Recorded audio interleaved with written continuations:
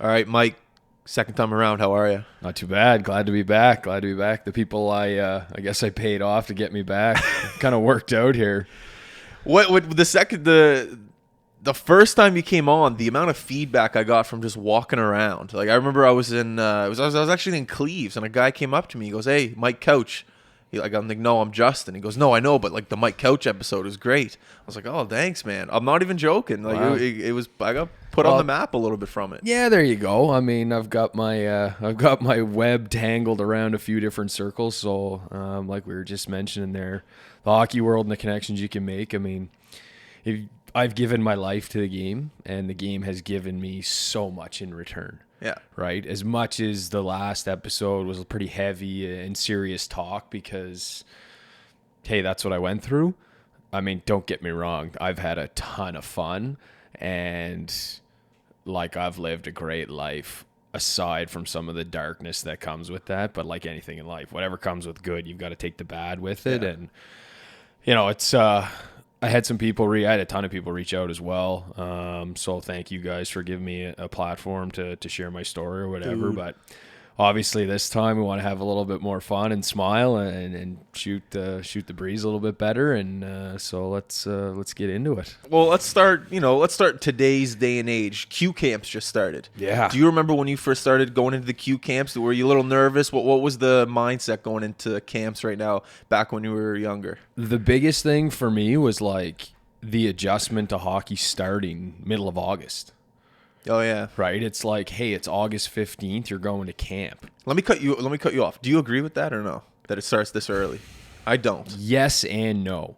Okay. So when I was going through it, it was different, right? I mean, like we would bring 80 guys to camp, right? I mean, my first couple years with the Mooseheads, like it was awesome because it was just a circus. I mean, you got to remember growing up. When I was growing up, we'd go to the Cole Harbor place, the open tryouts, right? Like the first 3 days of camp was just like a circus, How fight so? after fight, because there was no penalties. Right? If you took a penalty, it was a penalty shot, so you had to chase the guy down the ice. And if you fought, they would just throw you in the box for like a minimum of 2 minutes until basically you got your breath and got your gear situated or stitched up if you had to. And then as soon as the next whistle blew, they'd let them out of the box and the guys would be going at it again. Like, and you'd look up top and you'd see the brass sitting up there in like the press box evaluating, and there'd just be these two pigeons just slugging it out like... and then it was like 2 minutes later, there was another one, right? I remember my second or third year is when the league finally, because, I mean, we play Cape Breton every friggin' playoff game or every preseason game in Moncton. So, like, it was fucking Fight Central. I remember when Jules Eddie Leroy came on, he was showing me that fight before the game even started on like the ice. in warm-up, Yeah. right? So then the league had to step in and was, I'm pretty sure it was because of Halifax, like us in Cape Breton. It was like, okay, maximum 5 fights per preseason game. Per preseason game. Yeah. And then any fight after that, like coaches got suspended, there's a fine, all this stuff. And so it was like basically the first, before the game started, we're in warm up and there was guys obviously that could fight and were like support guys. Like, we were going through, it was like me, Bobby Clark, Randy Upshaw, like just guys, the way we played, we were like, it kind of came to us. It wasn't like we went looking for it, but then you obviously had your top tier guys and your second tier tough guys or whatever, and then the supporting cast. So like we basically just let the big dogs sort out who they wanted to, and then it was like if anybody came calling, we'd fill out the roster. But well, back then there's more of a role for that on a team. If you go to a tryout now, I'm sure you get no fights because there's not that many roles for it. Well, that's it. And plus there was more than one guy, right? Exactly. Like you go back like, the late 90s, early 2000s, like it was just, you see guys with 150 points and then you see guys with 500 penalty minutes. It's like, okay, what's going on here? And then you look at other leagues and it's kind of like averaged out like an 80-point guy. And then you have like, guys in the Western League that are like, 80 points, 80 penalty minutes, maybe a 100-point guy with, 60, 70 penalty minutes. But like back in like the Q was just a circus, man. Like you just go through the list of guys that every team, like it'd be like a Sunday afternoon in Shawinigan and like Sabroka would be cruising around out there. You go to Victo and they'd have friggin' a handful of guys. It was just like, you Come know, on. yeah, like it's just like what I want to go home. you know, and then like I remember one time we were literally in Shawinigan and Hugo LaHoo, like God bless that guy's soul, one of the best teammates you ever had, right? Like he would show up, it didn't matter who it was, and he was fighting up a weight class, maybe 2 most nights, right? And it got to the point where we were just like, dude, you don't have to every night, like just, you know, take the night off, right? And I mean, some names that people remember from, you know, like Colby McIntyre, Nathan Vino, and those guys, right? Again, same thing. Those guys, I remember training camp, their first years together, like Colby McIntyre's face was like held together by like glue, stitches, Band-Aids, and he was still going out and doing it. And we're like, dude, like it's preseason, like, you know, you don't have to. We know you can do it. He's already on the team. Yeah, too. basically, we're like, we know you can do it. Like maybe work on, you know, stick hand a little bit or tape to tape pass or, you know, some of that stuff too, right? We know you got that down. No, man, like these guys were just like, oh, they're going to like cut me if I don't do it. We're like, no, like just chill out for 2 seconds. Let's do a little skill development, like just whatever. I think these guys were nuts, just complete lunatics. But I mean, I respect it because, you know, I did a lot of it and I got my fucking ass handed to me a bunch, like especially in pro. But, you know, it was just, it's a role that guys accept and you needed it. And those guys, I mean, I'd be surprised if those guys ever, you know, paid for a beer or dinner. I mean, we made sure that we picked up everything, especially in pro when I started to learn and respect more about like the mental side of that and understanding why guys did it and, you know, the purpose behind it and all that stuff. You just understand more of the game versus being, you know, a 16, 17-year-old kid, deer in the headlights, smiling from ear to ear because you got the best seat in the house in the middle of the bench, right? Yeah. Like it's, you know, so it is what it is. But, you know, most of those guys too end up being like the greatest teammates in the world. They end up being the guys that you always want to be around. Yeah. So, and plus they bring just a different dynamic, right? Just a lighter side to everything. They're not the most serious dudes when it comes to practice and, you know, systems and meetings and things like that. You know, it is part of that gig. It's like kind of being the court jester too in the locker room, right? Like it's just kind of accepted that you guys can kind of goof off and you're expected to tell us stories and keep us entertained. And that's the best part of hockey. Definitely one of the best parts that I miss. Just shooting the shit with the boys, going to eat out after the game, just talking about the game, and oh man, like it's just the best. Dinners, like that's the biggest thing I miss is like dinners on the road with the boys. Yeah. Like, you know, just sitting around, you get the bottles of wine going, whatever, and you're just chatting it up, and then something ridiculous happened the night before, you know, then you catch a couple guys sneaking into the restaurant or the bar side that are on dates or whatever, that we're on the road, and it's just like, you know, it's was that like, frowned upon back in your day? Because when I played, there was like, hey, no girls in the room, nothing. Has it always been like that? No. Okay, because it was a thing when I played, like girls. I mean, junior, probably a different story because there's a lot more control there, and you kind of have that fear of like, hey, I don't want to, you know, get caught or whatever.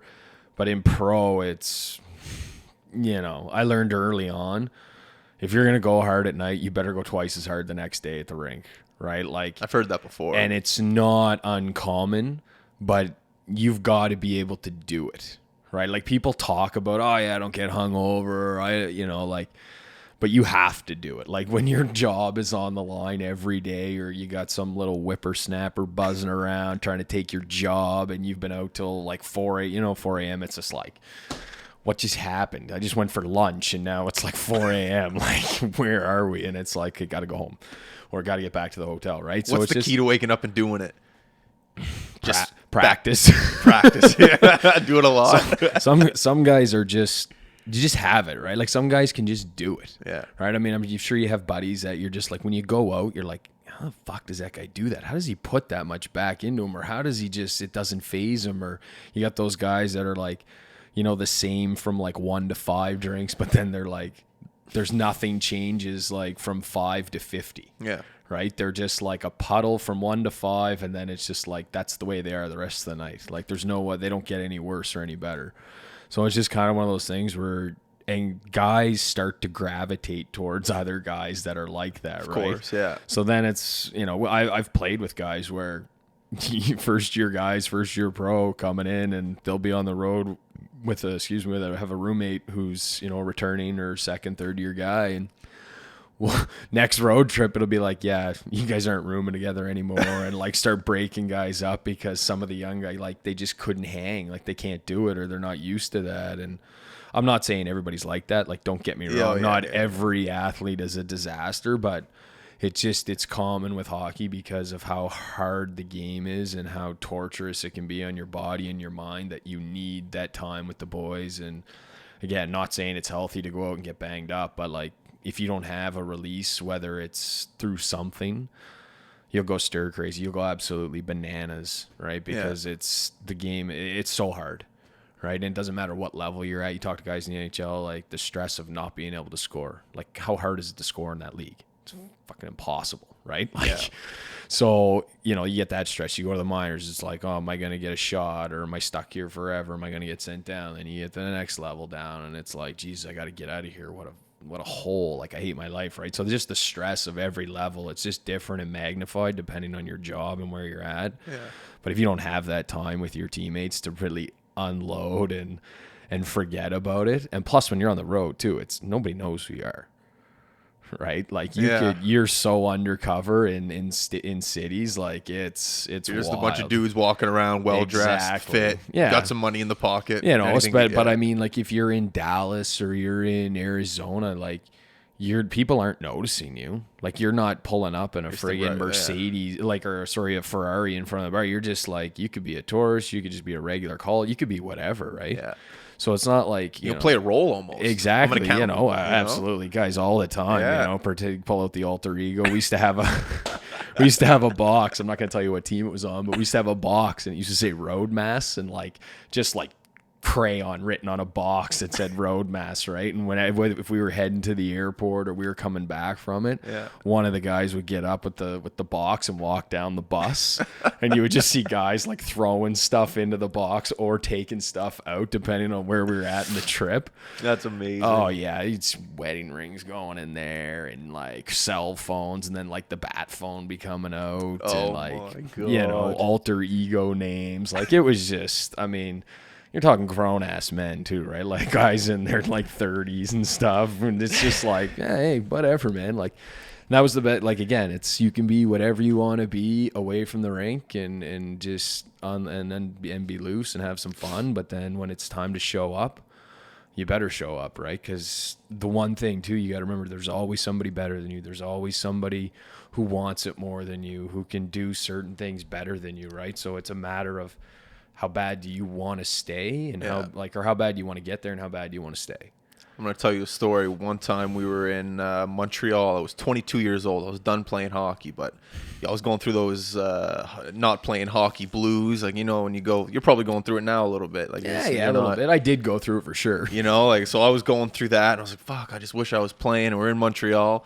So I just said, fuck it. I'm saying I play for the Canadiens. So I go on my phone. Of all teams. Yeah. So I just go on my phone. We're in a club, and I just put in my phone as a new contact, PK Subban. Yeah. So I'm talking to these girls right now. I'm like, hey, what's up? I'm like, oh, hey, what's up? I'm Justin. Nice to meet you. And thank God they didn't say, like, pull up your Wikipedia or anything like that. But they're like, hey, look at my phone. Like, my friend's PK Subban. I'll call him right now. So I just pretend to call him. I'm like, hey, man, come down. Like, come down to the club. And they believed me. No way. Oh my God. And then the next thing you know, I'm not going to tell you what happened after that, but just imagine.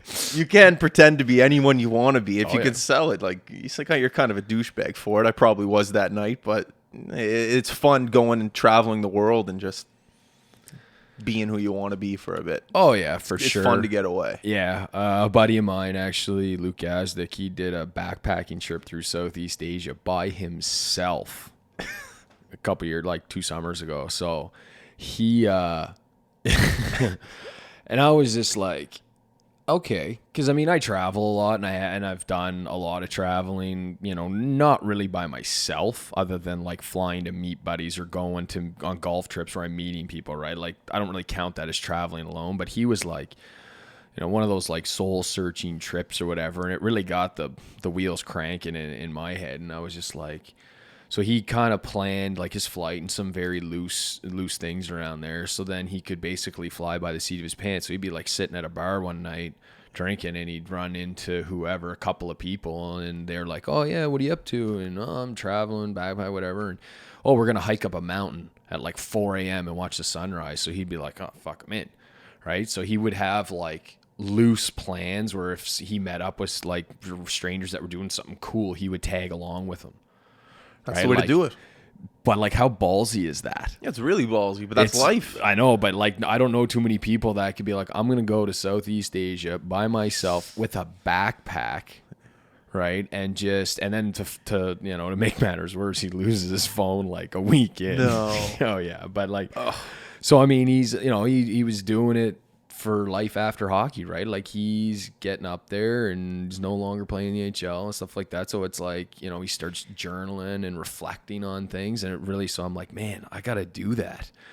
So I started chatting with a couple of my buddies that are in the fellowship, and one guy has a place in Costa Rica, and Costa Rica is like a real, like, recovery oriented. I mean, obviously My friend's going on Monday. yeah, like I heard Surfing like, community. yeah, like it's beach. really laid back, like a lot of health and fitness oriented, like lifestyles, and the the concepts of all the country. They're putting a ton of money in the infrastructure there. Obviously, San Jose is a major city, so you're gonna have that city feel anywhere you go if you need it, if you're going to party, but. Obviously, that's not why I'm interested in going anymore, but like he's got a place there, and he's like, whenever you want to go, like I'll flip you the keys, or like, hey, come down with me and I'll kind of show you. Because I mean, you can do like tourist things, you can do like business stuff, you can do whatever. I like the rainforest in there. They got like the zip lining, the mountains, the volcanoes, like you name it, right? So I think I'm gonna try to give that a whirl. I'm gonna go down with the gentleman who owns it and just kind of get a feel for like so I have a lay of the land. That's and then awesome. And then if I want to go down with like if my mother wants to come, or my sister and her kid, or if I want to take a couple buddies, then at least like there's different things for different people, and then at least I'm not going in blind, and I can say, okay, who am I going with, and design a trip or a visit around whoever's coming, right? Yeah. And he's like. And with that country, you can stay for 6 months, no questions asked. Oh, eat cheap, drink cheap. I'm sure you don't want to drink as much, but like, but everything, just the cost of living and just being down there. Had another buddy go down there recently from here, and he was like, his bathroom and half of his room was like opened into the jungle.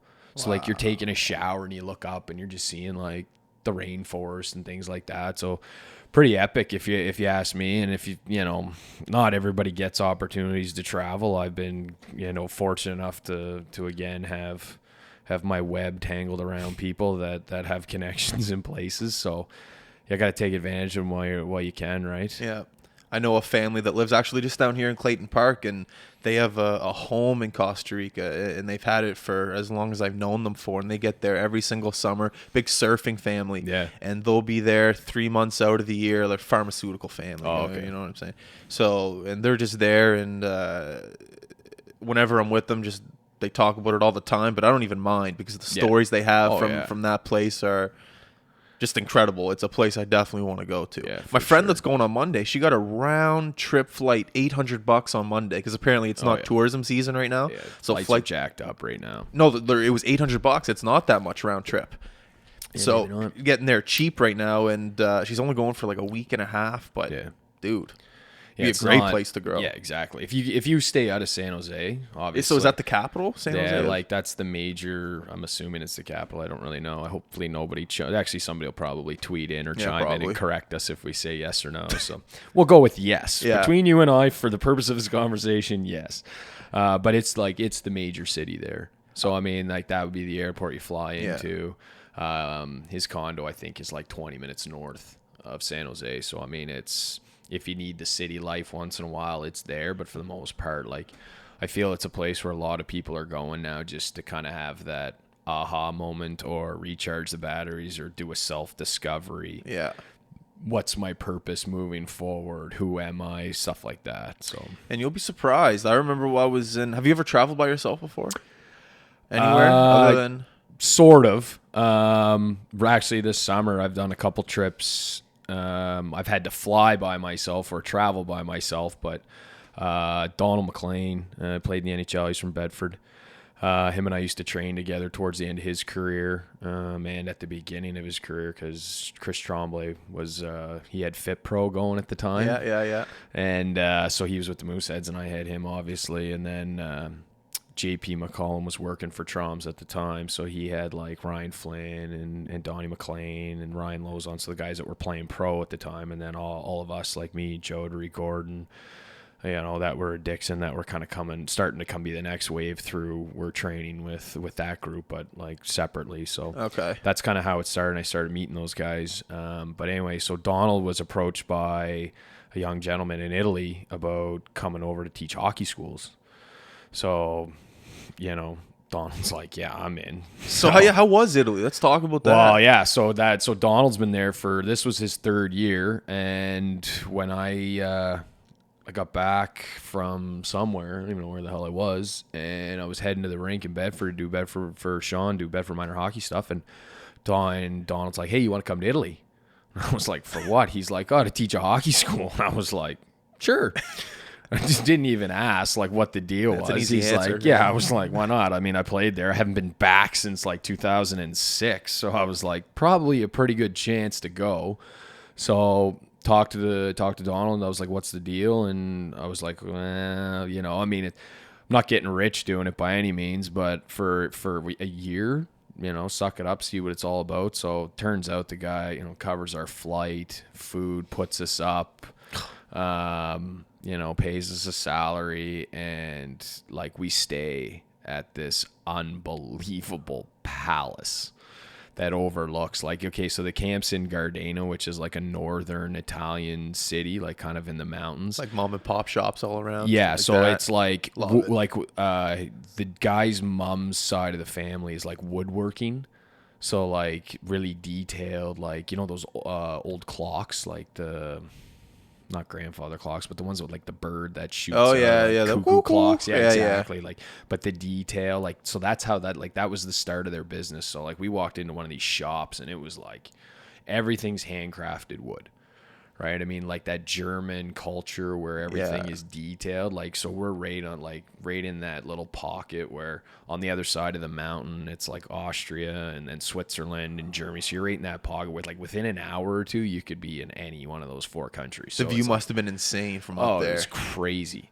So we're sitting there like every night, like we're done at 4:45 every night. So Donald and I are just like, sitting on this patio, a couple bottles of wine, catch a buzz. All of a sudden, his mom or his sister or the caretaker, I don't know who it was. There was a caretaker there? Oh, like a housekeeper or something. All of a sudden, like roasted chicken and veggies and, the antipastas and like a 5-course meal just starts coming out of the kitchen. So like we're eating and drinking from like 5 o'clock till like 9 o'clock every night, sitting on this patio overlooking the mountains that the city of Gardena. I don't know what leg of the downhill Super G World Cup of skiing event that they host. And again, I'm sure one of your avid listeners will correct us or give us the correct information via Google, but yeah, like it's crazy. Like we were standing at the bottom of the hill looking up, and it's like, how do they do this? And it's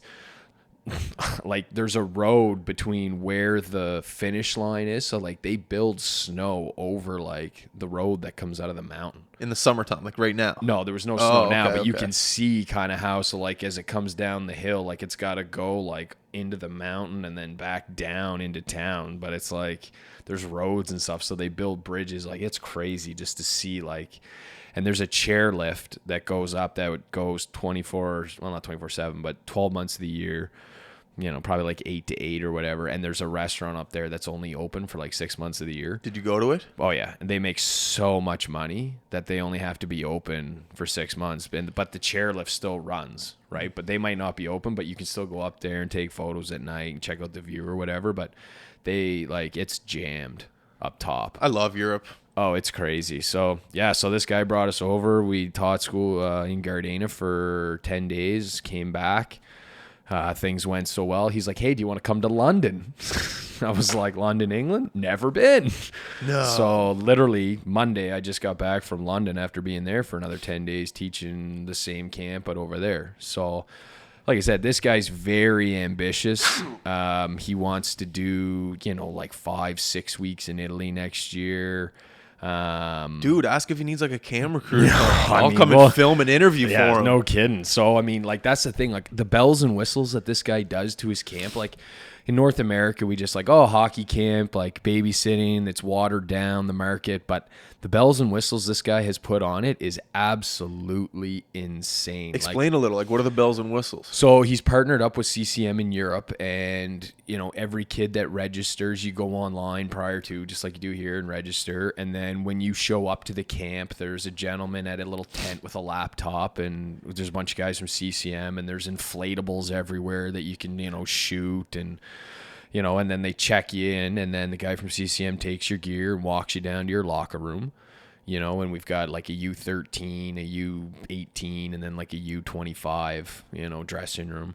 And the kid goes in with the guy from CCM and his parents, if he's in one of the younger groups, and finds his stall. And then you find your name, and you got your name plate. That's a big deal for a kid. Brand new head to toe CCM gear, right? And it's in a CCM Skills jersey that all the kids wear.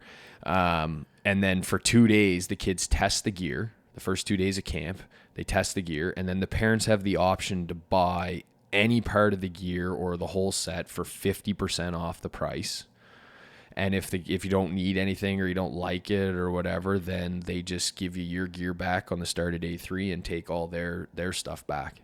That's so smart. Like, it's so genius. What kid who's 10 years old that just got brand new gear is going to be like, nah, I don't really like that, or not cry to mom and dad like, Yeah, hey, exactly. I want new gloves, new helmet, And it's hard to get hockey gear over there, you were saying. When 100%, I went yeah. over there, I didn't see one store for that's hockey. it. What we're used to in North America is so crazy, right? Because it's like, oh, I need my skate sharpener. Oh, I need a stick, or I need, new gloves. It's like, oh, we'll go to Cleves, we'll go to Sword, we'll go to Pro Hockey. I could throw a rock to the closest hockey place from Exactly. here. Like, you have multiple choices, right? I mean, Chris, you could even go to Costco or Canadian Tire, right? Like, they sell stuff. I mean, Chris, that's where I used to get my sticks growing up, right? They'd be like, hey, Costco's selling 12 sticks for like $10.99. I'd be picking fiberglass out of my hand for like. I remember those sticks. They're right next to the tents. God. And just like, I couldn't wait till I got to Bantam and Midget when I was finally like, I was good enough, but also hockey was like serious enough for my dad's like, okay, now you can start having like a 2-piece stick, or you can pick your curve instead of like sitting there with a blowtorch trying to doctor up these like,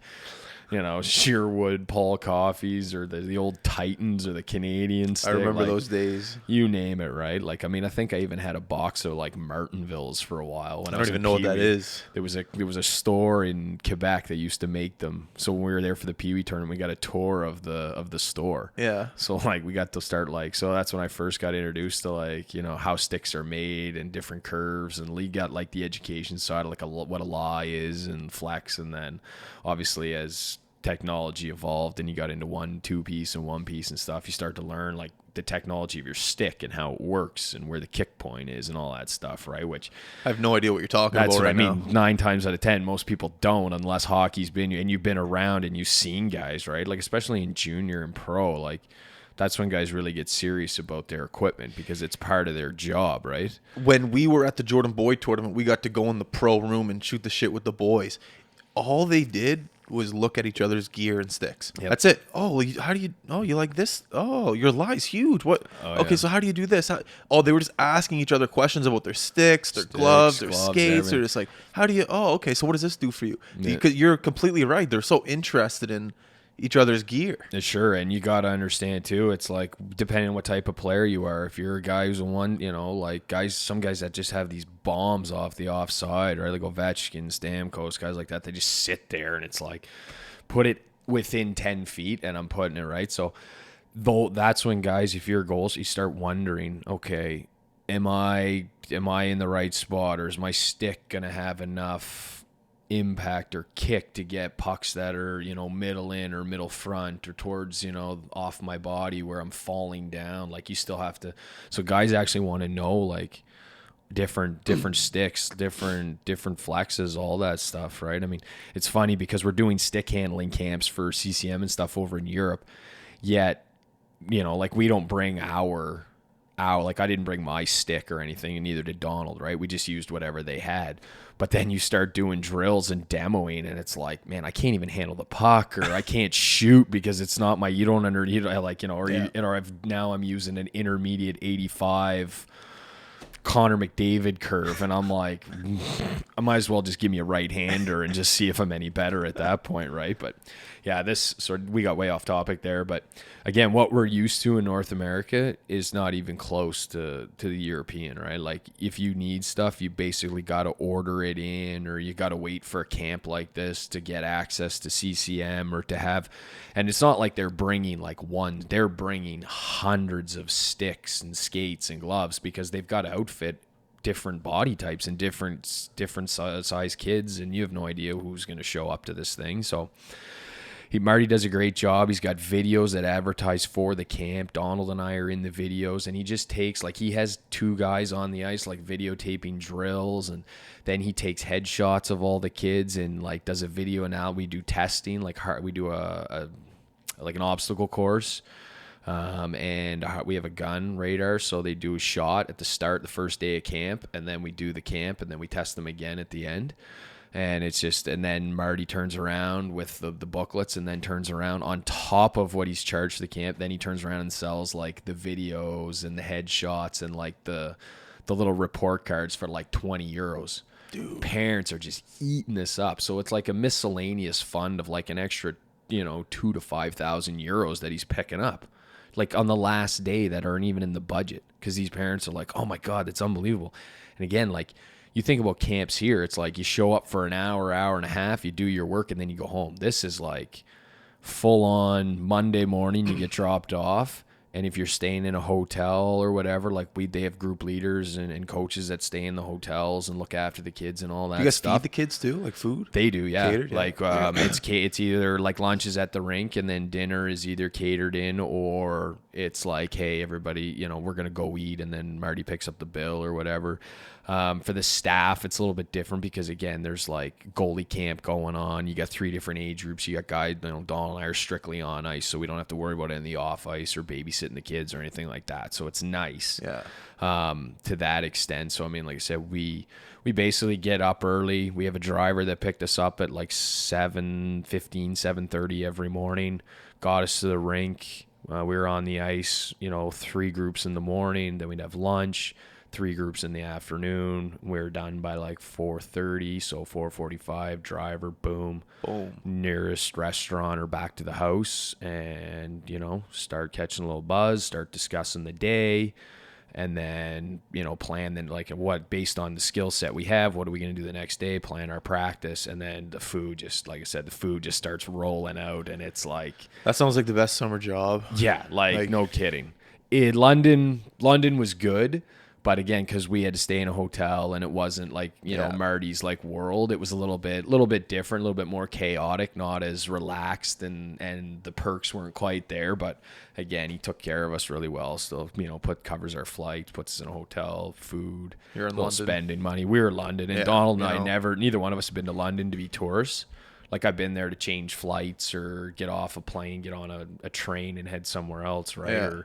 So we had an opportunity to be tourists a little bit, which was awesome. So we took a boat cruise down the river to check out London Bridge, or Tower Bridge now it's called. Big Ben, and the London Eye and Westminster Palace, and we did it all, right? And found a couple really authentic, cool pubs. Awesome. And it's some of the people over there. It's like going to St. John's, Newfoundland, right? Or Is it? George Street, right? If you've never been over there, everybody just they can tell right away if you're not from there, right? And then it's just the bartender, what do you guys want to do? And we're telling him, we're from Canada. He's like, you guys must be hockey players or whatever. And of course, everybody just puts 2 and 2 together, right? So we're actually, yeah, we were. So he's like, all right, you guys got to go down here, get on this boat. And he was like, the guy will sell you beer on the boat and you guys will go upriver. And so we did what this guy said. We basically avoided all the tourists and all the lines and all the the queues of waiting to get on rides or the London Eye. And he's like, because this local guy just hooked us up, and he's like, you guys are in the right spot if you go this way, but if you basically take the bus down and then do it backwards, he's like, you're gonna chew up your whole day waiting in lines and standing there and letting people take pictures and all that stuff. He's like, do it this way. That's what you want. Basically. You go to hole-in-the-wall pubs, and then they tell you what the good shit is to do. Exactly, right? And plus, it's like, I wanted to see stuff and take pictures, but I didn't want to spend 4 days, doing what we did in a half a day. Yeah. Right? So, but I mean, it's definitely a super cool place, super clean. Oh yeah. I wouldn't have thought that. It's crazy, and it's like, well, I mean, the royal family lives there, so it's like the most secure place, even though the city has like 9 or 11 million people in it, and it's massive. Really? Oh yeah. One night I was walking around, we were leaving a bar, and it was pitch black. We're like, and people are like, oh, you know how people are always like, oh, stay away from certain areas. And we're like, whatever. I feel, I get that little confidence where, like, I'm pretty sure there's no situation either I can't talk myself out of, or B, if I really had to get down to business, I'm pretty confident I can handle myself. Yeah. So I don't have that reservation of like, oh, stay on the resort or stay on the main street. It's like, let's go. So like, it's pitch black, but you can hear noise. Right? And it gets louder and louder, and we keep walking down this black, and we start noticing that like every car is like a Ferrari, a Maserati, and I'm like, so I start looking around, you start seeing like security details like in the shadows, like kind of watching the cars.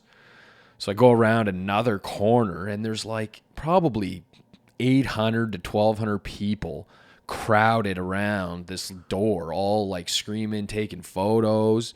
Was the back of a playhouse, and it was like a couple of celebrities that were in the play that people were trying to get pictures of, and I just walked through the parking lot of all the people that were at the play, so it was just all these like wealthy people checking out like Les Miserables or like Michael Jackson play Thriller, like.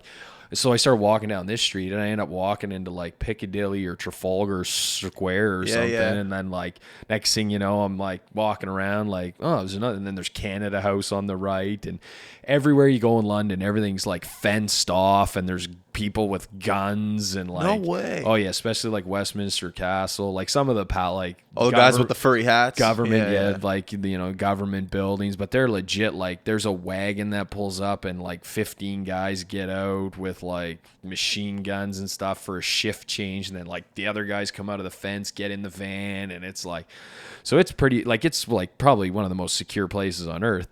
You walk around Canada House, not a fence, not a sniper, nothing. Just big golden doors that are like, hey, welcome to our country. Like, come on in. Bunch of hockey sticks on the wall. It's just like, there's nobody walking around. I'm like, yeah, this pretty much sums it up, right? Yeah. But that's when you really get a taste of how we are so much like Great Britain. Like the money, the law, just everything, right? You get and once you're there, you're like, it's just like being home.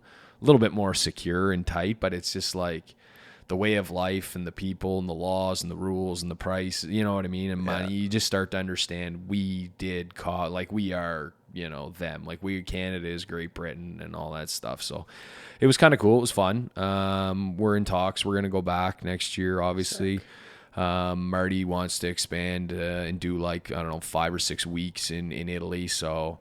how many weeks were you there for this year? We were just there for 10 days. Oh, 5 weeks would be unreal. Well, that's pretty much your whole summer. So it's 4 weeks in 2 in Gardena, 1 in Fassa, I think, and then there'll be a week off, and then there might be a week in Milan. So Milan, we'd have to be in a hotel. Everywhere at like Fassa and Gardena, we could stay at Marty. So like the business side, like the logistics things, Marty's got to figure some stuff out. But Donald, sounds like a smart guy. Yeah, Donald and I we want to bring him to Halifax here and just let him see kind of like, the Q, Junior A, midget league, all that stuff, and decide, hey, like, is this a market you think that this could fly in? Yeah. I would like to see him for one summer, just come here for a week or 2 weeks and see kind of what the response is, especially with the bells and whistles, because no camp around here does that. Or are people just going to be like, oh, it's another hockey camp. It's, it's a babysitting service, or it's, the market's watered down. But we'll see how it goes. He's got some pretty cool ideas and some unique things, like I said, that I've never seen before on hockey schools. So I think it'll fly, and I think, like you said, he's a very ambitious young man, and I know there isn't a lot of fear of failure with him and the family and the support he gets from higher powers within the family. So most ambitious people aren't really scared of failure. no, it's true, but They know they're going to fail at some point. But if you don't have the financial security or the backing to do it, are you going to continue to take those risks? That's one of the things where, like, I don't want to talk about Marty's business and family life or anything without him being here, but it's just, he's done a really good job, and I think if he continues to grow and be smart about it, because he's got the right people, right? Like, he's got Donald, Donald got me. We're looking to add maybe a couple other guys. He wants to do a coaching symposium as well, where then, maybe the week between the two camps, coaches come over, they do a presentation. We told them to get in touch with Hockey Canada and USA Hockey to see if they would send guys over, help subsidize cost. And then that final week of camp would be an opportunity for those coaches to maybe run a practice or to sit and take notes or to help out and kind of show what they have, or what they have to offer, or an opportunity to apply what they've learned from other coaches or whatever. So again, the guys' wheels are always turning. Half the time I'm in a mental pretzel trying to figure out, like, what unexpected thing is going to be fired at me next. Is his English good? Can he speak English? So his parents sent him to Vancouver when he was 14. So he did high school in Canada. I'm sure he had a great time there. Oh, he played midget AAA, or I don't know. He played midget over here, and he ended up going to Laurentian in Ontario or Quebec. Yeah, in the Canadian University. And then he met Brad McDonald, Johnny's brother. Oh, he knows Brad. Yeah, that's how we ended up over there. So he called Brad and was like, because they went to school together, and was like, hey, here's what I want to do. And he's like, I'm not your guy. So he's like, call Sean. So he calls Sean McKenzie, and Sean's like, I don't have time for that. Call Donald. And then Donald's like, yeah, I'm in. And then he's like, Coach, you want to go? I'm like, yeah, I'm in. That's how that worked. That's funny. Exactly how it went down. Man, if he comes over here, connect me with him. We'll get him on the podcast. For sure. He sounds like a guy who we have a great conversation with. Oh, yeah, for sure. Like, that's hilarious. He knows Brad. That's chuck his name out like there. That's how it all started right there. Like, just went like food. Like, no, call him. I can't. No, call him. Yeah, I'm in. That's hilarious. Oh yeah. So again, it's just like the game can give you, right? Like, again, as much as I sat here and I bashed the game for whatever, but it was because I didn't love it, and then again took time away, and now I've rediscovered my love for the game and understand that the game's going to be a huge part of my life and give me more opportunity now, especially where I'm clear-minded and present in everything I do. It's like, this is fun again. I enjoy this. Right, instead of it just being like, oh fuck, here we go again. Yeah. Right. So, dude, the game can take you places. You can go far. Yeah. It's fun. Yeah, that's a great lesson for people that are listening. Well, that's just it, right? I mean, you never know. Never know. Right. Just because you don't make the show doesn't mean your career's over. Well, that's it. Like, I said that before. Like, I never played in the NHL. I'm not some superstar. I lived a great life and had friends that still do play, or I did play, or whatever, and I rode coattails to parties and to things that, I would have no business being. Like, I mean, I was on Hockey Wives. I have no business being on that show. I was on a couple of, like, making the cut. Like, you know what I mean? Like, I've been into movies. Like, it's just crazy how everything works out. Or, you think you shot yourself in the foot, and then all of a sudden it's like, fuck, 2 more doors just opened after one slammed behind me, or I did something to slam that door, and it's like, no one's ever going to take a chance or call you again, and they do. So it's, I'm in a completely different place than I was a couple years ago, and like I said, I'm really enjoying what I'm doing. Got an opportunity here with I'm going to get involved with a junior team in the Maritime League here. Can you tell me what team yet? Can't yet. It'll be released probably next week, but going to get involved there. Looking forward to that. So I mean, it's coming back to me, right? Like, my approach is different as a coach. The coach I was at prep school, I decided that's not really who I want to be. What's changed? Besides going to rehab and getting my Other than that, yeah. that it was just like just being present and understanding that again the game has changed, it's continued to evolve, and you can't really be results driven anymore, right? Unless you're at the major junior level, which even then winning and losing to the owners is huge, is because you want the revenue and the ticket sales. But I mean, how often do you see like a 16 or 17-year-old first round pick sitting on the bench nowadays, right? No one, like, it's just a different thing. So it's like, okay, you got to give these kids a chance to play and develop and showcase what they have. Yeah. So where do you draw the line between development and winning and losing? I didn't understand that. I was like, I got to win because I'm recruiting and this, and it's like, I don't care. However, if you ask all my players that played for me, I always took the player's side first because I was a player, and I was like, I would never want that taken away from me as a player. I would never expect a coach to treat me that way. So I always took that into consideration and would never do anything. But I was so results driven that, I would give guys one shot on the power play. Like, we're playing St. Andrews, and it's like, you guys get one power play, and no, you're done. I'm going with the next one, or I'm putting somebody else there, right? Like, so the pressure I put on some of those kids was probably too much. Yeah. Because some of them couldn't handle it, and then there was others like Dobson, Mercer, guys that were like first-round picks, and then, they could handle it, so they thrived in that.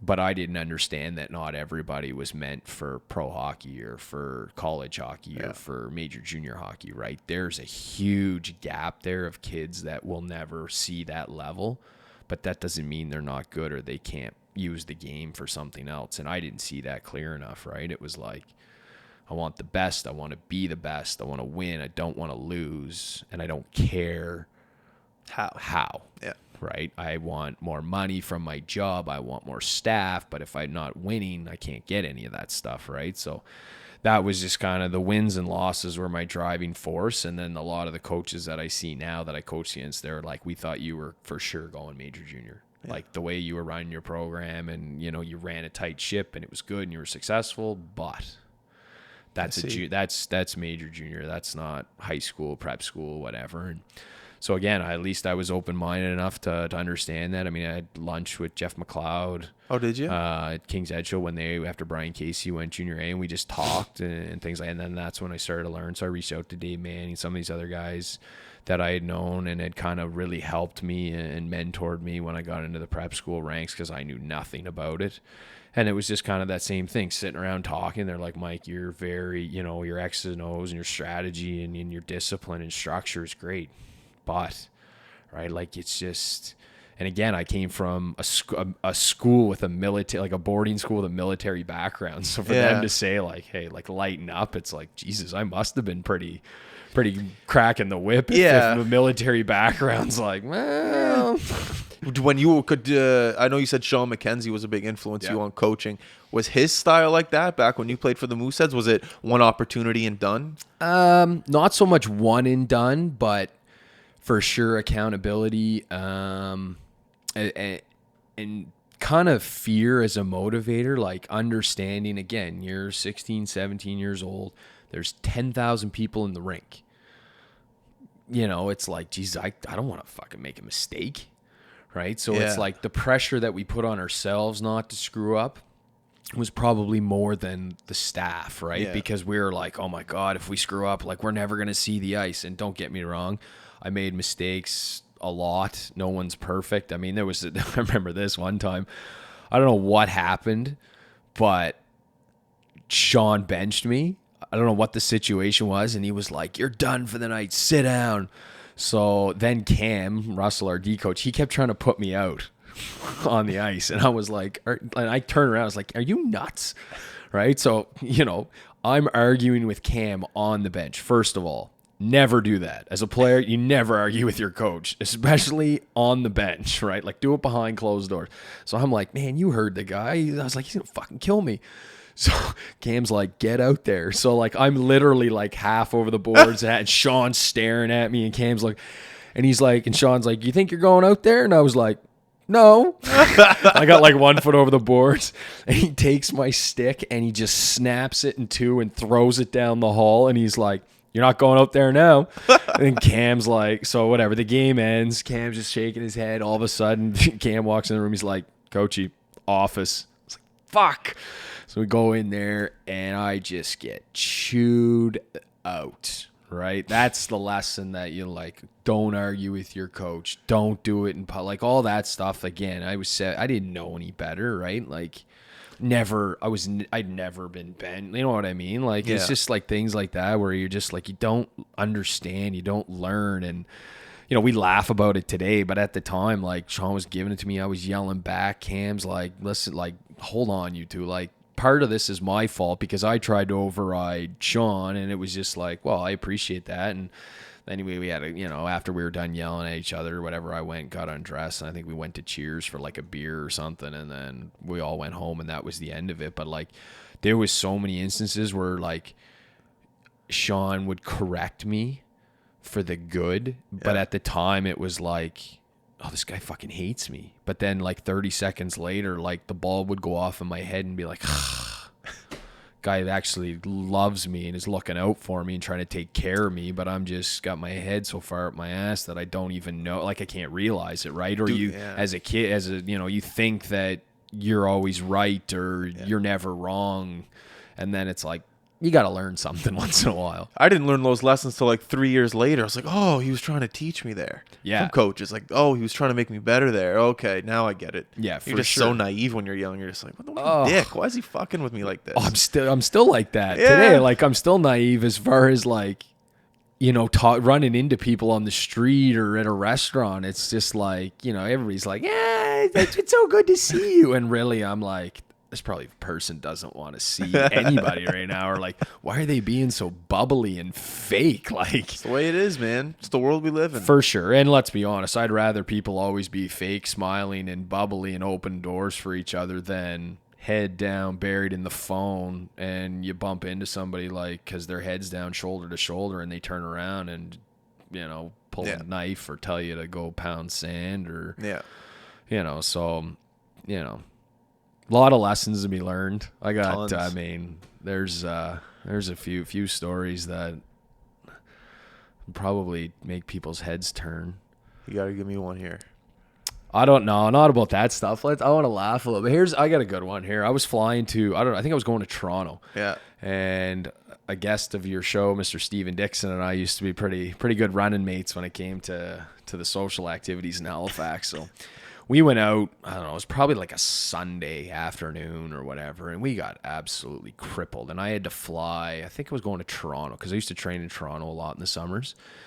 And so I get to Halifax Airport the next day, and I am hung, right? And it's just like, I'm sweating, and I've got like maybe like a 2 o'clock flight or a noon hour flight. So I'm at the airport like 10 a.m. or noon at the latest, right? Yeah.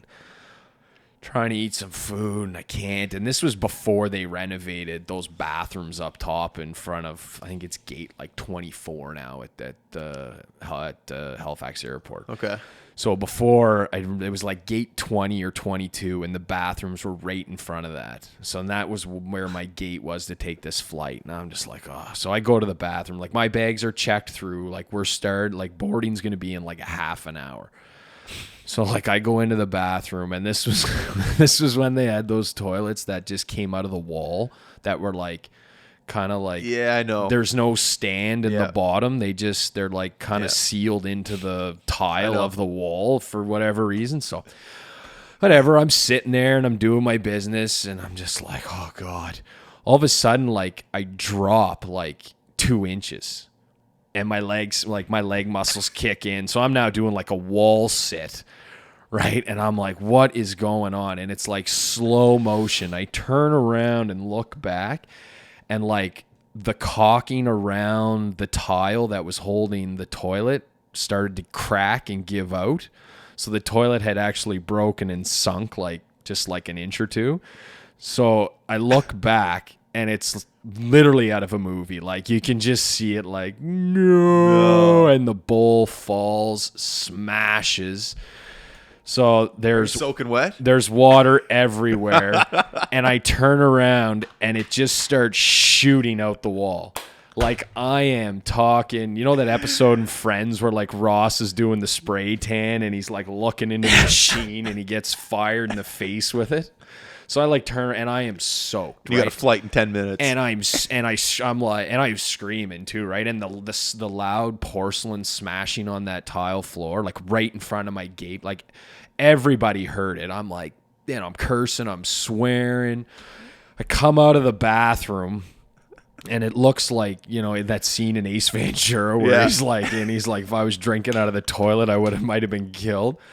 And I'm just like, I look like a drowned rat, right? I'm soaked. There's like turds floating around in the bathroom in there.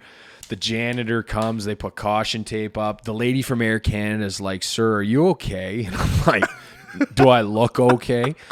So they can't get my bag because it's already on the thing. So they take me downstairs back through security into that little gift shop there where it's like, I love Nova Scotia. So they give me like a sweater that has like I Heart Canada and like Nova Scotia. You look like a tourist. Oh, big time loser, right? Like just this pigeon. So I get back. They have to hold the plane because I'm downstairs getting clothes. They hold the plane. So I come back on. Plane's now loaded and I've got to walk by everybody who already saw me come out of the bathroom covered in water. Right. And then as me come back on the plane with these, I just look like such an asshole. Right. Like that's so funny. It was so embarrassing. That's man. a great story. It's crazy. So like, oddly enough, when I was flying to London, I was at gate 24 and now it's like the brand new bathrooms, the duty free shop, and then like a horseshoe of gates. Yeah. So I was sitting there and I was just reminiscing and I started giggling and I went inside of the bathroom. I took a picture into the toilet and sent it to Dix and he just started dying laughing, man. Like it was one of the most outrageous, bizarre things that just I've had to That's a nightmare. endure. Oh, it was awful. Like I just look, and then of course like like I lived with Bill and Cindy Sadeko, so like Johnny Bauer's daughter. She was my when I was in Toronto, so she used to be my power skating coach. So she picks me up from the airport and I'm dressed like this, and she already knows, right? Because I've lived at their house that I like to be social and get after it on the weekends and things like that. And she's just like, I don't even want to know. Get in the car, let's go. Oh my God, that's amazing. Yeah, it was one of those ones where you just like you want to forget about it, but like people always like I always end up either telling that one or people always ask me like, "Man, I heard this," and I was like, "Yeah, that's true." I want to get Dixon back on the podcast to get his version of the story. I want to get his version of you walking out of the washroom. Buddy, he's got more stories about me than I don't even know. Like we talk about this all the time. We don't even know how we became friends. It was just like one summer we came home and it was just like best buddies every night of the week, skating together, training, eating lunch, whatever. And it was just like, man, all right. Is it true at lunchtime, whenever you went out to lunch, apparently sometimes he would tip 100% of the bill just because he could? Is that true? There was, when he got back from Russia, yeah, for sure. There was some outrageous things we used to do. I mean, I used to have this stupid saying. My dad will probably smack me when he hears it, but it's like make 80, spend 100, make 50, spend 100, right? Like, so it was just always like, yeah, that was the mindset, right? Like, so we go to a bar and our tab would be like, I don't know, $1,200 or something. And then, between like 4 or 5 guys, and then like, he's like, oh, I'll get this or whatever. And we're all like, you're going to regret that tomorrow, bud. Yeah. And then just, then leave like an outrageous amount of money. But half of it was, I don't know if half of it was because we were just trying to save face to make sure we could come back, or if it was legit, or if it was like, hey, thanks for taking care of us, and divide it amongst, the servers, the bartenders, the staff, whatever. Because, I mean, there would be days, we went for lunch one day to Salty's. Yeah. I'm not going to mention any other names were there, but we went for lunch one day, 13 bottles of wine later. Then it was like, okay, now it's dinner time. Now it's like, into the evening, and now it's Sunday. We got to go to the Palace. We got to do it like, so I mean, it was just out of control. Some memorable summers, eh?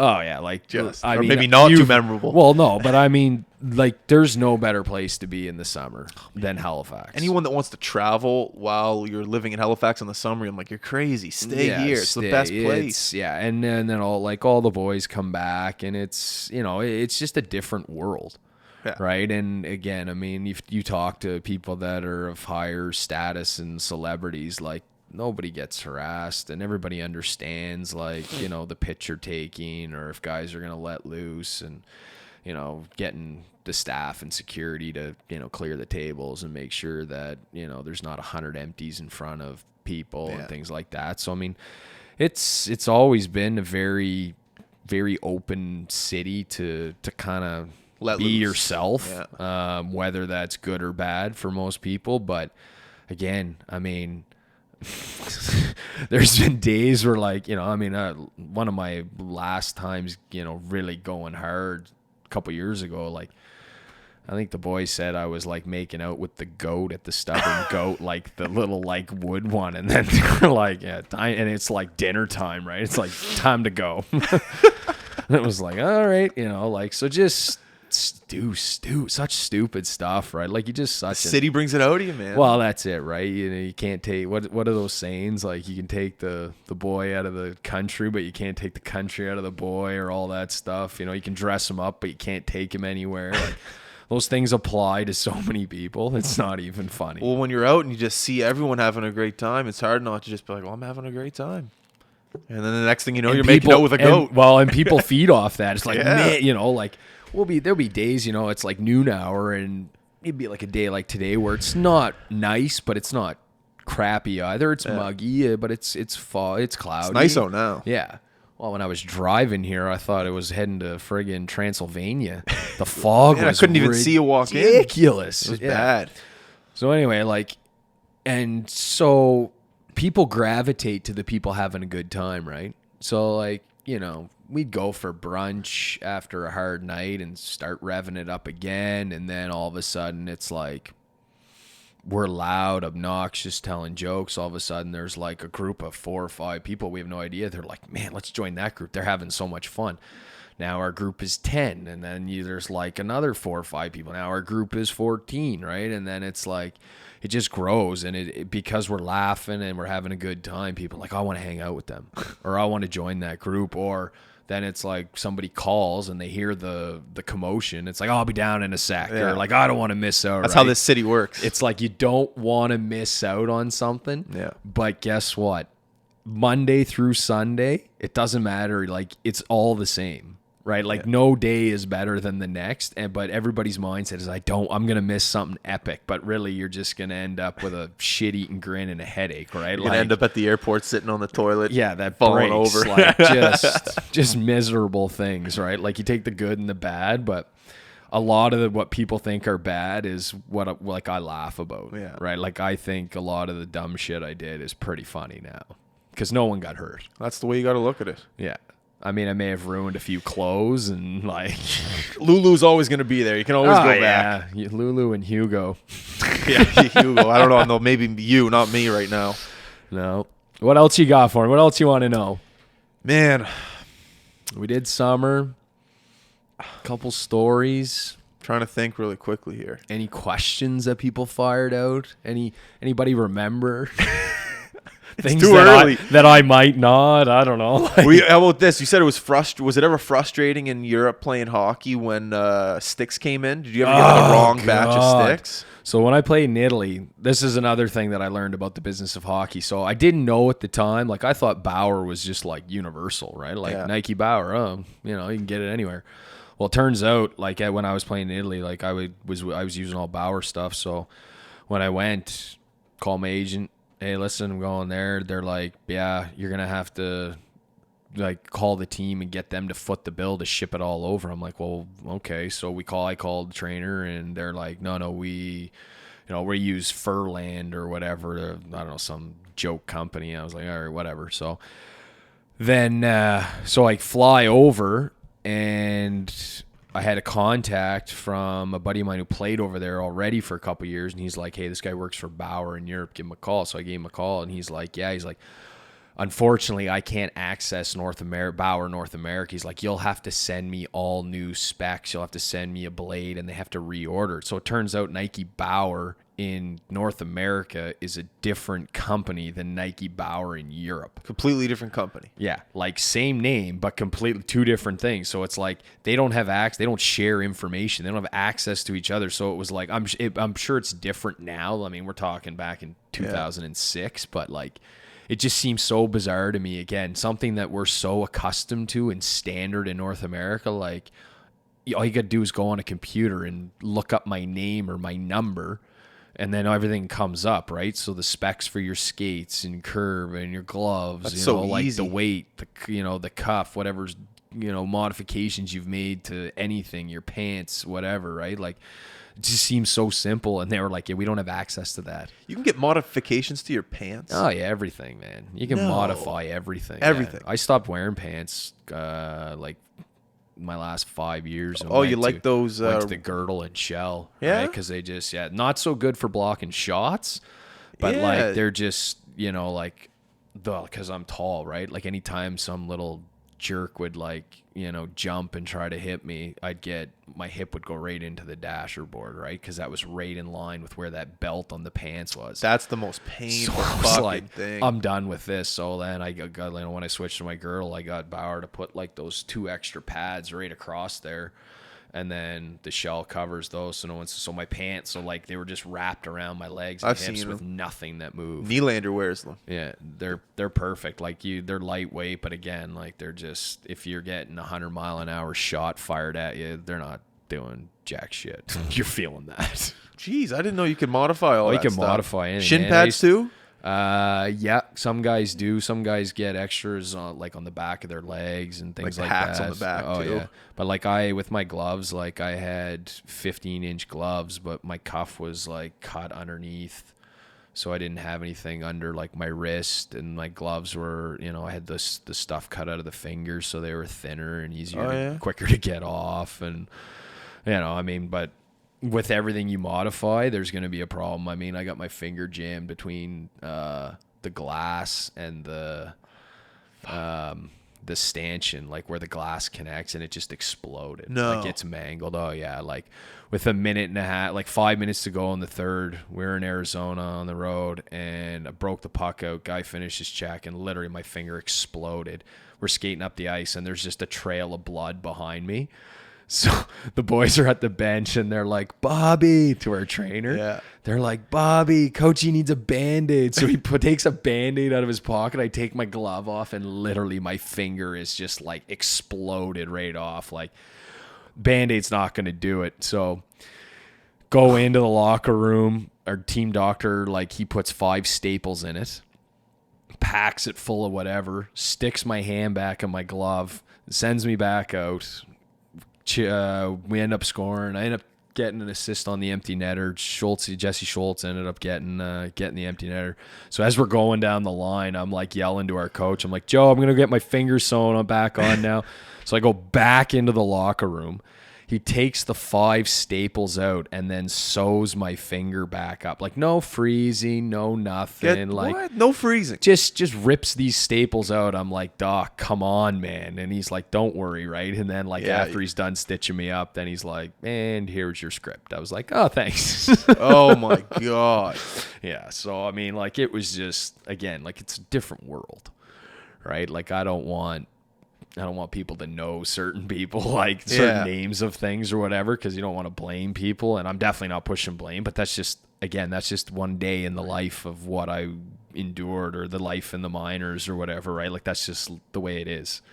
Like everybody's like, oh man, you played pro for 10 years. That's unreal. I'm like, yeah, I had a great time, but You're not going to be able to feel your pinky when you're 60 years old. You're not even going to be able to walk around. Yeah, my hands, like I've got the hands of like an 80-year-old decrepit, like Fortnite player who's got carpal tunnel, right? And just dedicated his life to playing. Like his hands are all just ginked up. You're at these camps. You're like, I can't stick handle, but it's your hands, not the actual stick. Kids are like, man, stick handling hurts my wrist. I'm like, does your wrist look like that? Like, I think you're good. If I can do it right-handed or left-handed with this mangled thing, I'm pretty sure you're good at 12 years old. You'll be fine. Jesus. Oh, stories. Yeah. Oh, man, craziness. I've got so many. I got to cut you off here, though. Or an hour 20 in here. Oh, yeah. Fuck, You get it stuff flies you gotta- by. I know. Plus, I like to talk a lot, too. So. Well, that's the thing, man. You can't tell me where your junior team is. Are you going to be in the area?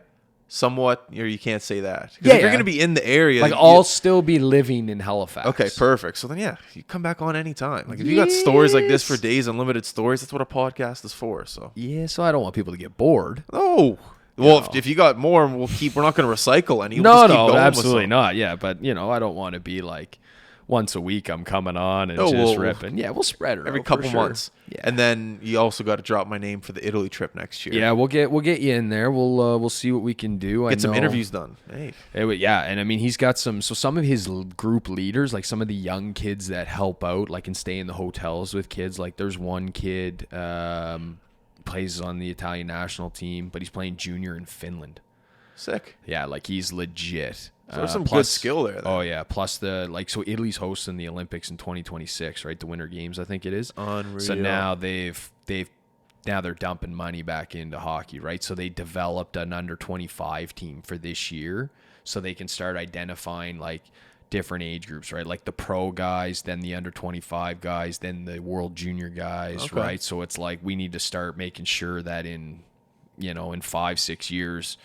We've got a pool of 30 guys that are going to be able to compete. That's cool. Right. So, the one guy, Fabian Castelletter, he's the kid that plays in Finland. Like he's been sending me messages on WhatsApp. Like I worked with him one-on-one for 3 or 4 days. Like at the end of the day, like, I was done at 4. So, I was like, hey, man, throw your gear on. You and I will work together. He's a D man, and we work together for a half hour, 40 minutes at the end of the day. And then, so he's been WhatsApping me and asking questions or whatever. So, I mean, again, like, never, ever would I turn my back on someone I'm working with. Especially someone that wants to learn. Exactly, right? Like, and you never know what people's finances are, what the family situation is like. But, he's very, again, ambitious and wants to play pro hockey or wants to at least go to school, possibly if he can go to the North American, go prep school or NCAA or something. And the connections you have too that you could hook him up with here, right? That's great. So I mean he's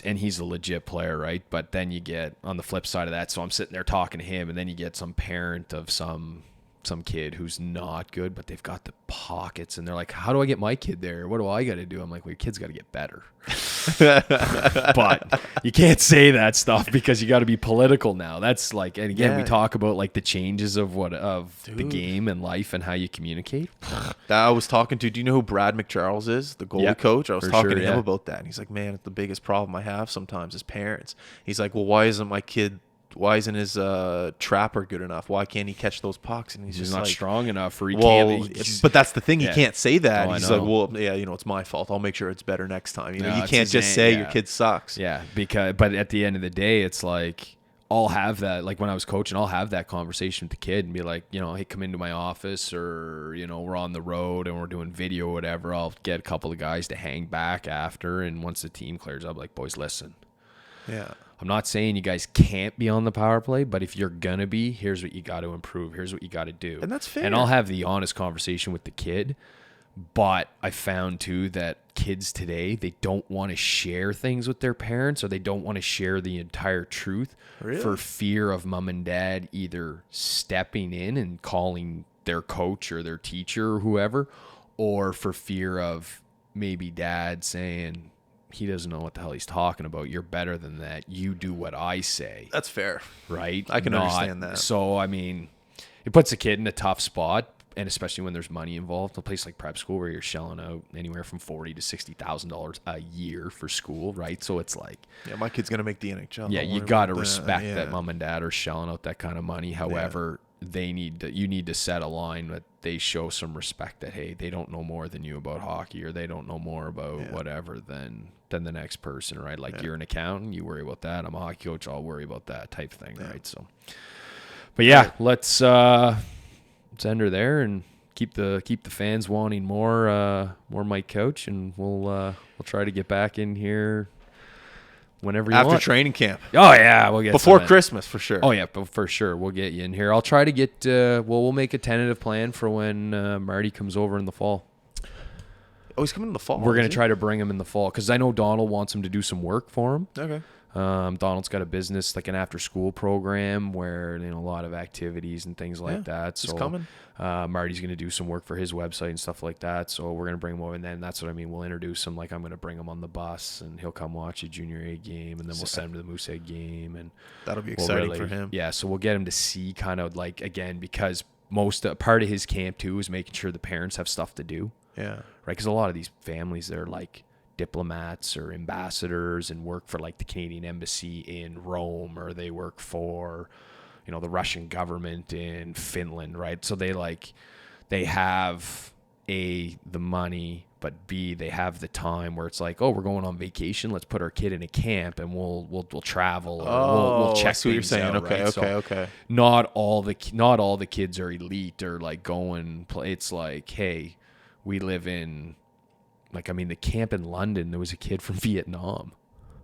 So, like, you know what I mean? So you want to make sure the parents are doing something. For sure. So, I mean, what better place than Halifax in the summer, right? You do the Peggy's Cove thing, go down to Lunenburg. Yeah. Like, you can go anywhere. You want to, you can get buses that take them. You go to Moosehead training camp game. You go to Maritime Junior game. Well, that's what you're here for. He's probably going to be asking you all these questions. Well, about that's things it. So to that's do. why There's we're tons like, to do. instead of like just trying to explain to him on the phone, we're like, Marty, we will fly you over. We'll put you up like you did us. Yeah. Show them exactly kind of what our standard is, and then boom, going forward, let's do Halifax for 1 year and just see, right? Maybe it's in 2021, right? Because we've had the conversation too about maybe breaking into China or some of these other markets because he's like the bells and whistles. Like I'll send you like the link or whatever. Like I'll show you some of the videos that he's done, just like 30-second clips advertising for the camp. Like you're gonna be like, what? Definitely. That's not Tom Duffy's hockey school. That's not, that's not Alan Andrews in PEI, right? Like, it's just a different element that I've never seen with a hockey school. Cool. Yeah. So, yeah, it's good. I'm happy. Dude, Thanks again for the opportunity to have some laughs this early in the morning. I know you got to comb your hair with a pork chop because that thing is looking pretty ugly. Yeah, I gotta go take a shower. I can do anything. Just so everyone that's listening, you know what this looks like? This is called running a business by yourself and fucking battling through. That's what this looks like. I was gonna say, for those of you that don't know, this is early morning. I've got a couple of things on the agenda today, so Belly was kind enough to, you know what, Coachy, I'll get up before the sun and we'll do this interview today. So just so everybody knows, that's the type of guy that the high button is here. They're willing to accommodate any guest at any time of the day. So anytime.